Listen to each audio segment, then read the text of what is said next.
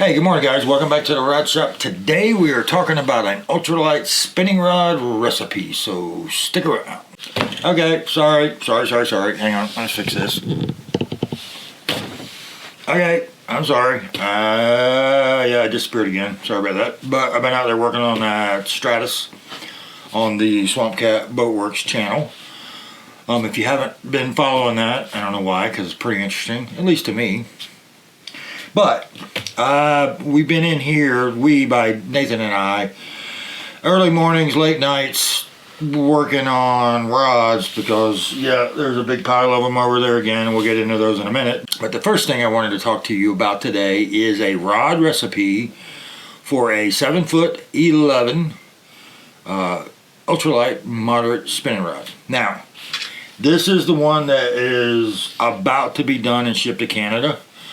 This one's going specifically for perch, but I've got a couple stock rods over there in the rack where we sell them for panfish, basically here in Florida.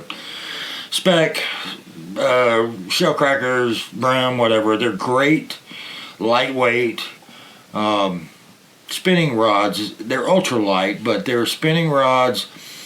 You put a small 200 size reel on it, 4 to 8 pound line.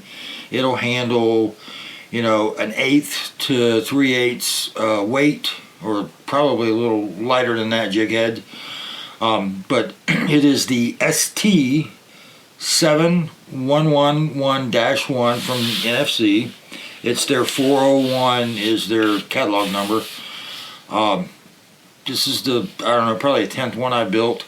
It has the American Tackle G2 comfort swell casting seat on it, carbon fiber grips. You guys have seen me put a lot of carbon fiber and then I epoxy marbled over the carbon fiber. I don't know if you can see that, with a custom blend of 2 different reds. We have the microwave air guide system on, a microwave air tip, the ALX hook keeper, which I always like, and we have dressed it with black, and I'm going to do some marbling on the finish coat of the epoxy which probably will happen today when I actually get to finishing this rod up. So that's your recipe for the 7'11" ultralight moderate spinning rod.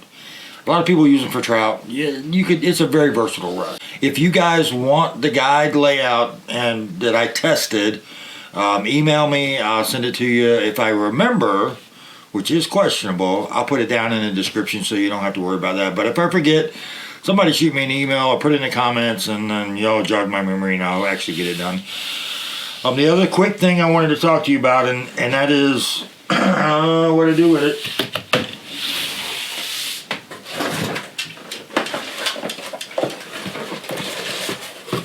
The elusive YN-50 pedal upgrade for the G2. Now, I'm sorry. Apparently, I bought the last new YN-50 pedal on the planet. I looked around, did a lot of searches. I know you guys have put it in the comments. You can't find them either, and honestly, I can't find another new one. I wound up calling therodroom.com, which is where I found this one last week, and I talked to a nice lady there, and she's like, "I'm sorry, I can't get them either." She was buying them from Pac Bay, which is, you know, the Alps and the Pac Bay wrapper are pretty much identical, same components on it. Pac Bay's out of them. She can't get them from anywhere else. I don't know if I'm going to find them. I did buy it's in here somewhere. This rod room's a mess. I bought what is supposed to be the replacement pedal for this pedal. I don't know if it's out of production, but I bought one. I'm going to, sooner than later, put it on one of my wrappers and test it. I'll do a full video on that. In the meantime, if you want a YN-50, they are available used on eBay for like 20 bucks. I don't think you can destroy them, so I think buying a used one would be a pretty safe bet if you're comfortable shopping on eBay. So if you want one, grab them soon before they're all gone or the price gets ridiculous. I do have what is supposed to be the replacement for it. I wasn't impressed when I opened the package. which is why I haven't done anything with it yet, but I will get to it and give you guys a review on that one. So hopefully you can get your pedals upgraded on your wrappers. That's it for today's video. I do have several coming in the very near future, mostly because I want to do them and these rods have to get out. This is the college steam rod. I just got started on it. We're going to do some under wraps. We're going to do some color marbling. We're going to do some other stuff in the sports theme rod stuff. I don't know what to call it. Anyway, that's the LSU rod. You're going to see it in the video soon, I promise. What else we got going? Oh yeah, I got 5. Count them. 1, 2, 3, 4, 5.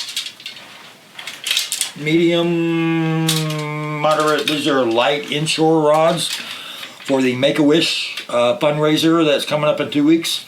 I'm going to start the handles on these today. Nathan and I are going to wrap them up over the weekend and hopefully get some epoxy on them next week because I got to deliver them in 6 days.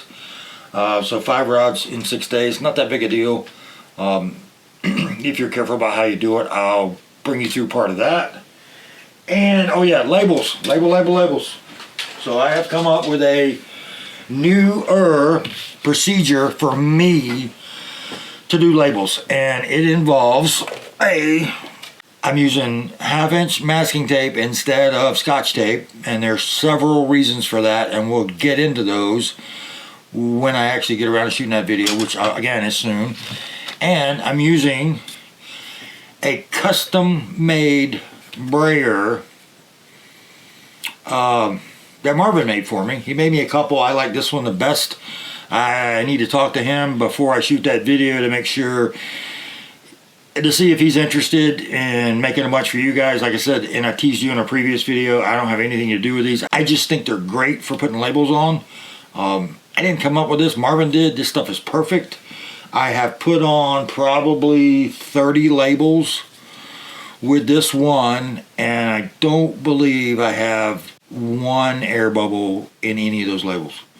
And you guys know me, I am super meticulous. If there's a tiny little microscopic air bubble, it bothers me. So this procedure is going to help you out. So anyway, that's a bunch of teasing. There's your rod recipe. I promise to get better at shooting videos again. Now that the winter in Florida is over and it's, you know, Africa hot outside most of the time, you're going to see me back in here shooting videos more often. I still work in this rod shop a lot during the winter, but it is early morning. Like right now, it's 5:11 a.m. And shooting video and getting stuff accomplished in a rod shop don't always go hand in hand. So I've had to choose to get rods out over shooting videos for you guys, and I apologize. You guys are very loyal, and I do appreciate it. And I want to continue to help you, you know, increase your skill and knowledge in rod building. So anyway, thanks for watching. I will see you next time.